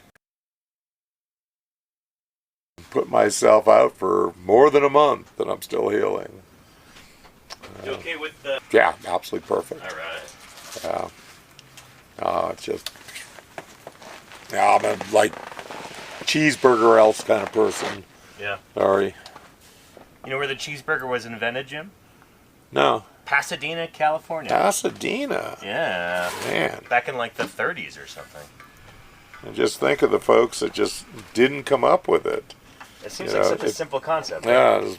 Let's melt a piece of cheese on that burger. Yeah. Yeah, I would have thought that would have been very rapid succession from the invention of the hamburger. Right, yeah. No question about it. But yeah, we do some pretty good. We do curries. Yeah, Danny, you were going to do an Indian curry at some point. Yeah, I still can. Maybe tomorrow night. You can do that instead of pasta. We got what you need? If we've got canned potatoes. We do. We have one can. Oh, we have one can? I think we might have more. I mean, we got to look, do an inventory of what we got. Yeah. No one ever does an inventory of what we got around here. Yeah. It's like, okay, let's open it up and let's start stacking cans. Right. Saying, what do we have? Because then we all end up with something that we've had in there for 4 years. Exactly, look at the the date on this. Expiration date, yeah. It's like, that should have been used a long time ago. It's just, yes. These were olives from the Pleistocene. But we're real good. We have, the wishy-washy. Oh, yeah, I didn't show that off. You didn't show the wishy-washy. Yeah. So when we come back from the bathroom, we wash our hands in the wishy-washy. Yeah. We have a camp where people generally do not get sick. Yeah. We know what we're doing. I've never been sick in the field. Yeah. And I've been doing fieldwork since 2011, almost every year, so that's pretty good. There are people that aren't quite so good at it. Oh, yeah, yeah. No, I've been in camps where almost everybody got food poisoning except the vegetarians. Oh, we had the story, remember? I told you the other Oh, yeah. Oof. Yeah. Yeah, glad I wasn't on that. This incredible piece of engineering, ladies and gents, is the wishy-washy. So here we have 2 different buckets, one with clean water, and there's a piece of surgical tubing running from this. There's a rock to hold it down, so that the surgical tubing is down in the water. And then the surgical tubing runs to this pump right here, and watch what happens when you step on it. Yeah, so you can wash your hands in this. There's soap right there. How cool is that? And then this bucket catches the water. Just a marvel of engineering, Holy cow. They say that paleontology isn't rocket surgery. I beg to differ. Look at this incredible piece of human ingenuity right here. Pretty incredible. The wishy-washy. From the river runners. Right, yeah, yeah. Because paleontologists are smart. And whenever we're with a group that has a good idea, snag it. We steal it. Yeah, if it's not got, the refrigerator, Brigham Young University, portable garages, Denver Museum of Natural History, the wishy-washy, and our bathroom facility, river runners. Yep. I mean, just, you see something that works, let's use it. Let's use it. And I've got my own little bit of ingenuity over here I can share with you, Chad. We brought from Fruta. Oh, the shade tarps? The whole white shade tarps. We started that there, and I brought it to Don. Don kind of perfected it. Nice. Yeah. I'm going to turn off the stove before the burgers get to... Yeah. Heat up. But yeah, let me share with you my own piece of ingenuity, chat. Close this. We got a plate. Yeah, I got it. Here, I'll dish you up, Jim. Let's see. Put this over here. Yeah. Here's the buns. I could just explain it. Some of us use big metal water bottles in the field, like hydro flasks and stuff. That's what I've got. And it's really nice if you have a freezer to be able to put ice in your water bottle every morning. And I was trying to figure out how can I make a large volume of ice that will still fit into a hydro flask water bottle. And I discovered butter molds. So, if you're making homemade butter, you need to put it in a thing to mold it into the butter shape. And so a butter mold is the way to do it. There you go, Jim. All right. Yeah, and I got ketchup for you over here, yeah. Yeah, just dump some ketchup and I'm set. So, you don't do mustard, right? Because you're from Boston? I'm from Boston. We just do ketchup. Mustard's for hot dogs. I'm going to grab some of that sauce that Karen brought for mine. That's really good. Hey, that green chili sauce? Yeah. Should be in the door.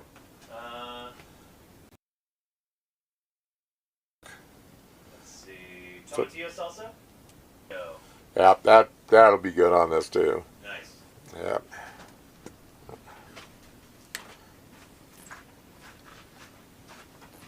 Yeah. There you go. Yeah. Nice. I'll make mine. Now it's able to wobbly and the burger's falling in half. There we go. Lovely. But we're simple. When I'm out here with Don, we will just do little vegetarian things like tasty bites and some rice. And, these kids, boy. Oh, you too. You have a metabolism. Oh yeah. Yeah. I do. Yeah. I probably eat too much in the field, but that's okay. But boy, feeding these guys. Yeah. When you get old, I don't look like I need any food. But when you get old, you don't eat nearly like you do before. It's just you don't burn it the same I think way. I'm starting to move in that direction finally, and I need to be wary of that. But anyway, I'm going to go ahead and wrap up the stream here, everybody, so we can eat. But thank you so much for being here, everybody. Holy cow. Yeah, we're going to have our dinner. Bored with each other. We needed you. Yeah, thank you, Chad, for making things more entertaining for us this evening while everybody else was gone. Fun little secret stream. I apologize for anybody who wasn't able to tune in and now their watch streak has been destroyed. Sorry. That's just how it goes sometimes. Let's find somebody to raid into here real quick, and then I'm gonna eat my dinner. Let's see. You guys are a hoot, and my watch. There you go, Paid B. Yeah. And I will tell Don hi. He'll be back in a few days. He's back home right now, getting some much needed R&R back in civilization. But who else is live at the moment? Let's see here. Following, not a whole lot of options here. Let's see. Well, shoot, Paleo Stream is on again. Let's go right into Paleo Stream, shall we? Like we did yesterday. Raid. Paleo Stream. Beautiful. Thank you everybody for hanging out with us this evening. It's been a lot of fun. Wasn't expecting to do a stream today, And glad it worked out. Thank you to everybody who watched, asked questions, offered their enthusiasm, everybody who supports the stream financially. I couldn't do this without you. Thank you, moderators, for diving in, even though this is an unconventional time. I really appreciate it. Hopefully we'll be streaming again at our normal time tomorrow from the quarry. And until then, I hope you all have a wonderful evening or morning or whatever time it happens to be in your part of the world. And I'll see you soon. Take care, everybody. Bye-bye.